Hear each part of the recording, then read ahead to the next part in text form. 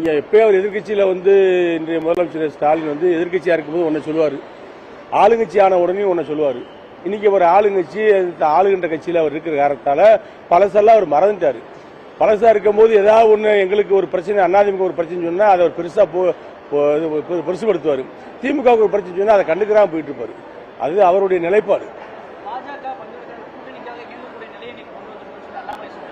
பல காலகட்டங்களில் நீங்க நோட்டாவோட போடப்பட்ட பிரச்சனைகளை விமர்சனம் பண்ணிருக்கீங்க. இப்ப பாஜக தமிழகத்தில் வளர்ந்திருக்கா எப்படி பாக்குறீங்க? அதாவது எந்த கட்சி வளர்ந்திருக்கு, எந்த கட்சி இறங்கி இருக்குங்கிறதுலாம் தேர்தலில் தான் தெரியும்.